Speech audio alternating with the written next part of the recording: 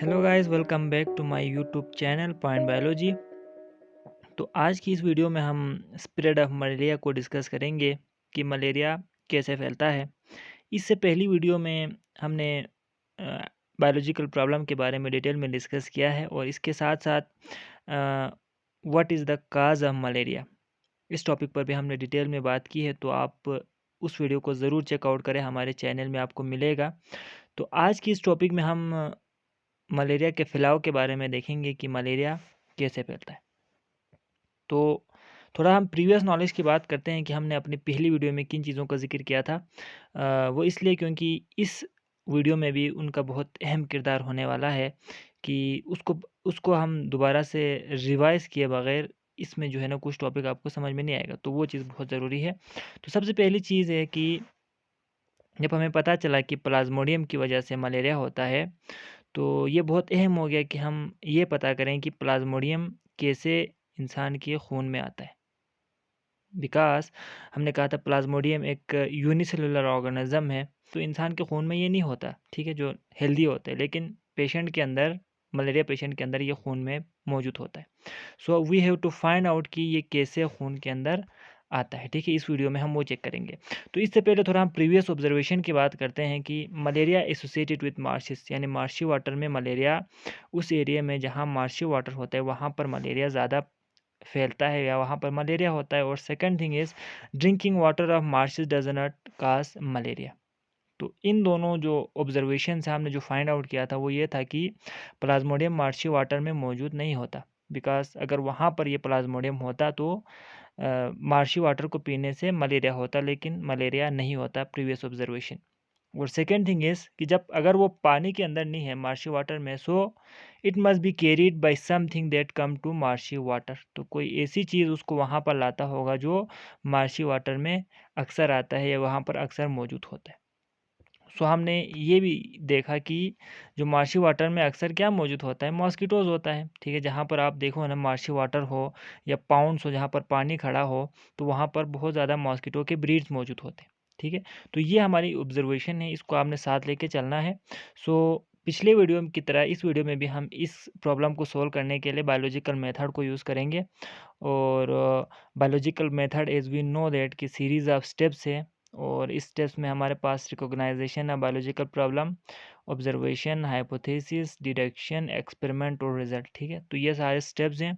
इन्हीं स्टेप को फॉलो करके हम देखेंगे कि हाउ मलेरिया स्प्रेड, कैसे मलेरिया फैलता है। तो फर्स्ट स्टेप हमारे पास है रिकॉग्नाइजेशन ऑफ प्रॉब्लम।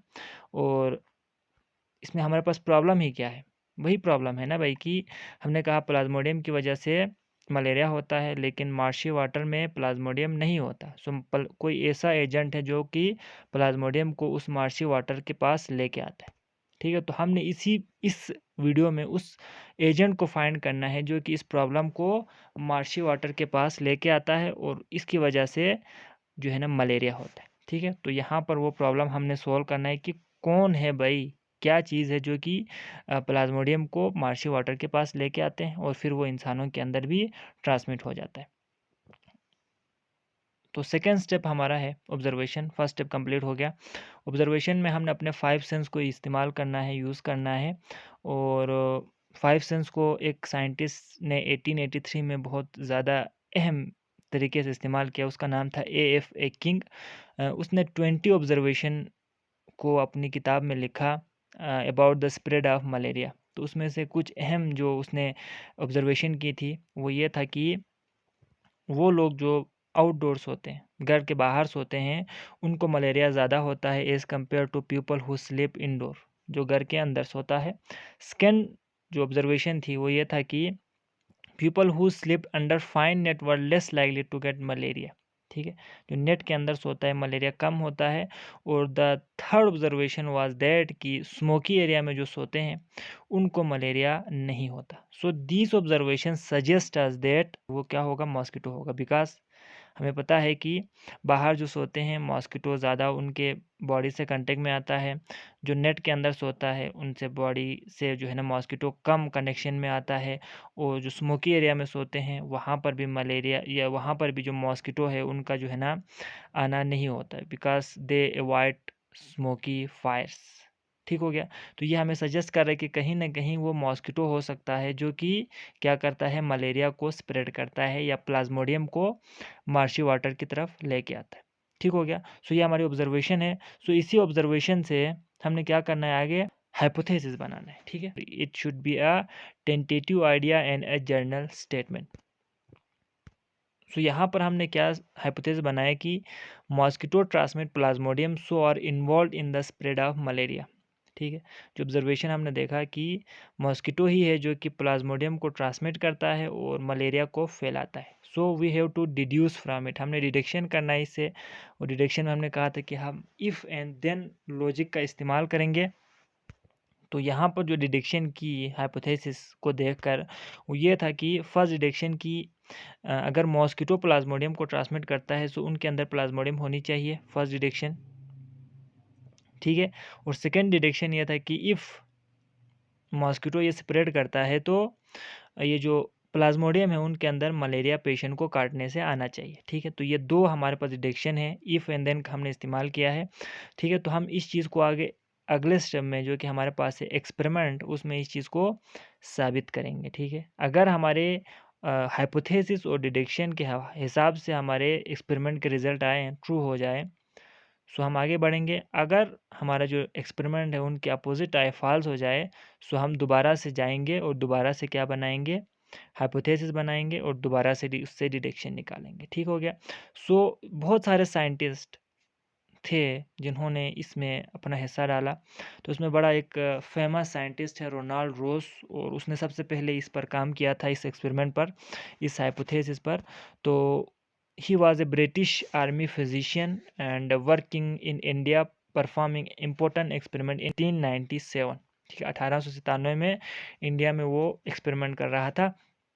तो उसने क्या किया एक्सपेरिमेंट में, सबसे पहले उसने एक फीमेल एनोफिल मॉस्किटो को मलेरिया पेशेंट को बाइट करने दिया, उसको काटने दिया। फिर उसके बाद कुछ दिनों बाद उसने उस मॉस्किटो को मार दिया। ठीक है, जब उसने उसको मारा तो उसने देखा कि उसके पेट के अंदर, स्टोमक के अंदर प्लाज्मोडियम था जो कि मल्टीप्लाई हो रहा था। तो इससे ये चीज़ साबित तो हो गई कि जो प्लाज्मोडियम है वो मॉस्किटो ही ट्रांसमिट करता है और मलेरिया पेशेंट को बाइट करने से उनके अंदर आ गई है। ठीक है, यहाँ पर तो हमने डिडक्शन किया था, उसके हिसाब से इसके आंसर आ रहे थे। ठीक है, अब उसके बाद नेक्स्ट जो उसने किया कि ये चीज़ कंफर्म हो गया कि प्लाज्मोडियम नोफिल मॉस्किटो ही क्या करता है, मलेरिया पेशेंट से अपने पास लाता है। लेकिन अभी ये देखना है कि वाक़ई में क्या वो किसी हेल्दी इंसान को भी ये ट्रांसमिट करने की उनके अंदर ये सलाहियत है या फिर नहीं है। ठीक है, तो उसने इस चीज़ को इंसानों पर तो एक्सपेरिमेंट नहीं किया, बिकॉज़ ये बड़ा डेंजरस। उसने पहले सोचा कि मैं स्पैरो के ऊपर अपना एक्सपेरिमेंट करूँगा। ठीक है, यानी चिड़िया के अंदर। तो उसने क्या किया, एक फ़ीमेल कुलिक्स मॉस्किटो को, स्पैरो को काटने दिया जिसको मलेरिया हुआ था। ठीक है, फिर उसके बाद उसने क्या किया, इस जो है ना मॉस्किटो से, उसी मॉस्किटो से जिसने मलेरिया स्पैरो को काटा था, एक हेल्दी स्पैरो को काटने दिया। तो कुछ दिनों के बाद उसने देखा कि जो स्पैरो हेल्दी था वो भी बीमार हो गया और फिर उसको भी मलेरिया हो गया। तो यहाँ पर ये चीज़ साबित हो गया कि वही मॉस्किटो ही है जो कि क्या करता है, एक मलेरिया स्पैरो से प्लाज्मोडियम को अपने अंदर लाता है और फिर इसको हेल्दी जो है ना स्पैरो के अंदर जब ये इसको बाइट करते हैं तो उसके अंदर ट्रांसमिट करते हैं। ये चीज़ साबित हो गया। लेकिन अभी इंसानों पर इस चीज़ को साबित करना बाकी था कि क्या इंसानों पर भी यही चीज़ होता है कि मलेरिया पेशेंट से हेल्दी में ये ट्रांसमिट कर सकता है। तो इस चीज़ को साबित करने के लिए 1 साल बाद, 1 ईयर बाद group of Italian scientist like Giovanni Battista और उसके कुछ साथियों ने इंसानों के ऊपर ये एक्सपेरिमेंट किया। और उन्होंने क्या किया, जिस तरह रोनाल्ड रोस ने किया था कि जो एनोफिल मॉस्किटो है फीमेल, उससे एक मलेरिया पेशेंट को बाइट करने दिया। ठीक है, और उस मॉस्किटो को कुछ दिनों के लिए रखा, फिर उसी मॉस्किटो से एक हेल्दी इंसान को उन्होंने काटने दिया। तो क्या देखा उन्होंने कि कुछ दिनों बाद उस इंसान को भी, हेल्दी मैन को भी मलेरिया हो गया। तो यहाँ पर ये चीज़ कंफर्म हो गई कि वाकई में ये मॉस्किटो ही है जो कि क्या करता है, मलेरिया को ट्रांसमिट करता है। तो हमारा जो हाइपोथेसिस जो हमने बनाया था वो इस एक्सपेरिमेंट की मदद से ट्रू साबित हो गया। ठीक है, तो इसका रिजल्ट में हम क्या बता सकते हैं कि प्लाज्मोडियम मॉस्किटो ही है जो प्लाज्मोडियम को ट्रांसमिट करता है, जिसकी वजह से मलेरिया फैलता है। तो हमने बायोलॉजिकल मेथड को या साइंटिफिक मेथड को यूज़ करके एक और प्रॉब्लम को यहाँ पर सॉल्व किया।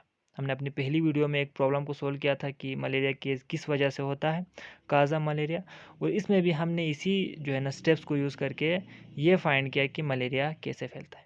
ठीक हो गया। तो आई होप कि आपको साइंटिफिक मेथड या बायोलॉजिकल मेथड समझ में आ गया होगा कि आप उसको किस तरीके से इस्तेमाल कर सकते हो और कैसे इससे बेहतर नतीजा निकाल सकते हो।